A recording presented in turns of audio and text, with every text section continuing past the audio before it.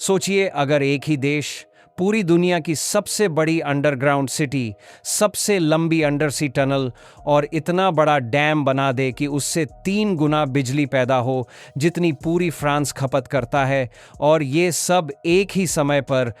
दोस्तों, आज हम आपको ले चलेंगे चीन के ऐसे 7 भविष्य के मेगा प्रोजेक्ट्स की दुनिया में जो सिर्फ इंफ्रास्ट्रक्चर नहीं है बल्कि जियोपॉलिटिकल गेम चेंजर हैं। और यकीन मानिए, इनमें से एक प्रोजेक्ट इतना सीक्रेट है कि अगर ये पूरा हो गया तो युद्ध के हालात में चीन को ऐसी बढ़त देगा जिसकी किसी ने कल्पना भी नहीं की। ये कहानी है चीन के भविष्य की, जहां शहर जमीन के नीचे बस रहे हैं, नदियों का पानी पहाड़ों को चीरकर दूसरे हिस्सों में भेजा जा रहा है और टनल समंदर के नीचे से महाद्वीपों को जोड़ रही हैं। लेकिन ये सिर्फ सिविल इंजीनियरिंग का शो ऑफ नहीं है, ये है स्ट्रैटेजिक प्लानिंग का मास्टरपीस। हर प्रोजेक्ट चीन की मिलिट्री, उसकी इकोनॉमी और उसकी पॉलिटिकल पकड़ को और मजबूत करने के लिए डिजाइन किया गया है। तो चलिए एक एक करके जानते हैं वो 7 मेगा प्रोजेक्ट्स और समझते हैं कि इनका मतलब सिर्फ कंस्ट्रक्शन नहीं बल्कि पावर शिफ्ट है। ये सिर्फ एक शहर नहीं, ये है 3 शहरों का कॉम्बो। ऊपर जमीन पर एक मॉडर्न हाईटेक मेट्रोपोलिस, नीचे जमीन के भीतर 140 किलोमीटर लंबे टनल नेटवर्क जिसमें पानी, बिजली, इंटरनेट, हीटिंग सब छुपा हुआ है। और तीसरी layer city in the cloud, एक डिजिटल ट्विन जो हर ट्रैफिक लाइट से लेकर हर बिल्डिंग के मेंटेनेंस तक रियल टाइम में कंट्रोल करता है। ये शहर 70% ग्रीन और वाटर एरिया से घिरा होगा। सुनने में अच्छा लगता है, लेकिन इसकी सबसे खतरनाक खूबी है कंट्रोल। जरा सोचिए, अगर किसी देश के पास अपने पूरे शहर का डिजिटल ब्लूप्रिंट हो तो वो युद्ध या इमरजेंसी में हर मूवमेंट, हर रिसोर्स सेकंड्स में रीडायरेक्ट कर सकता है। क्लिफ हैंगर, ये सिर्फ पहला लेवल है। आगे जो अंडरग्राउंड प्रोजेक्ट है वो तो और भी खतरनाक है। वुहान, वही शहर जिसका नाम दुनिया ने पहली बार 2020 में सुना, लेकिन अब ये शहर एक पूरी अंडरग्राउंड दुनिया बना रहा है। शॉपिंग मॉल, थिएटर, जिम, सब कुछ जमीन के नीचे। ऊपर से यहां है चीन का पहला ड्राइवरलेस सस्पेंडेड मोनोरेल। ये ट्रांजिट सिर्फ ट्रैफिक सॉल्व नहीं करता बल्कि मिलिट्री ट्रूप मूवमेंट के लिए भी इस्तेमाल हो सकता है बिना सैटेलाइट से डिटेक्ट हुए। सोचिए, अंडरग्राउंड में हजारों लोग और संसाधन मूव कर रहे हों और दुश्मन को पता भी न चले। अब बात करते हैं बीजिंग के नए दिल की टोंगझो। यहां बन रहा है एशिया का सबसे बड़ा underground transport hub, 1.28 million square metre का एरिया, जिसमें 8 प्लेटफॉर्म, 14 रूट और इंटरसिटी से लेकर सब अर्बन ट्रेनों तक का नेटवर्क।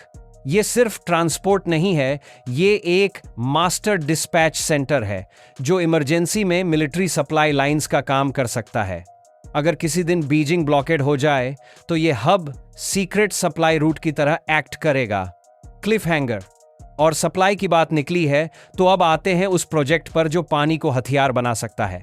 तिब्बत में बन रहा है दुनिया का सबसे बड़ा हाइड्रो पावर डैम, 60 गीगावाट की क्षमता, जो हर साल 300 बिलियन किलोवाट घंटा बिजली देगा। ये 3 गुना ज्यादा है जितनी बिजली पूरी फ्रांस की आबादी इस्तेमाल करती है। लेकिन असली कहानी बिजली नहीं, पानी है। ये डैम ब्रह्मपुत्र नदी के बहाव को कंट्रोल करेगा, वही नदी जो भारत और बांग्लादेश से होकर गुजरती है। यानी तकनीकी रूप से चीन के पास ये पावर होगी कि वो डाउनस्ट्रीम देशों में पानी रोक सके या छोड़ सके, एक तरह से वाटर बॉम्ब।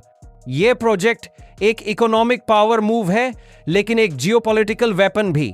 एक ऐसा शहर जो खुद एक जंगल है, 40,000 पेड़ और 1 मिलियन पौधे, जो हर साल 10,000 टन CO2 सोखेंगे और 900 टन ऑक्सीजन पैदा करेंगे।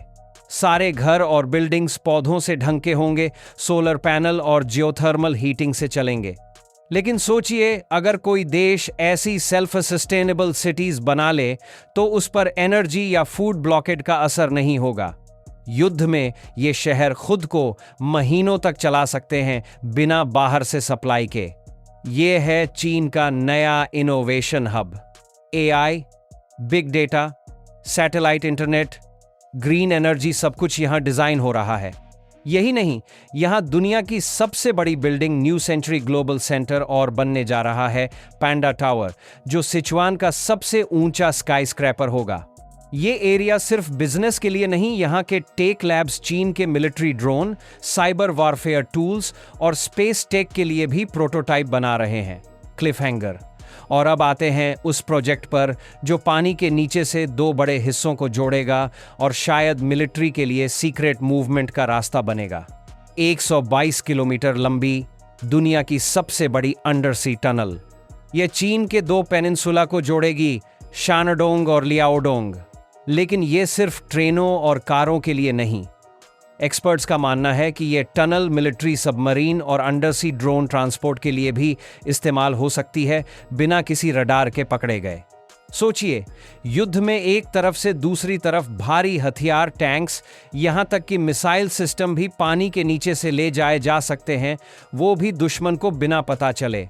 तो दोस्तों, ये थे चीन के 7 मेगा प्रोजेक्ट्स। बाहर से देखने में तो ये लगते हैं मानो इंजीनियरिंग के अद्भुत नमूने, लेकिन असल में ये चीन की लंबी सोच और पावर गेम का हिस्सा हैं। हर एक प्रोजेक्ट सिर्फ सड़कों, पुलों या इमारतों तक सीमित नहीं है, बल्कि इसके पीछे एक साथ सिविल डेवलपमेंट, इकोनॉमिक ग्रोथ और मिलिट्री स्ट्रैटेजी की गहरी प्लानिंग छिपी है।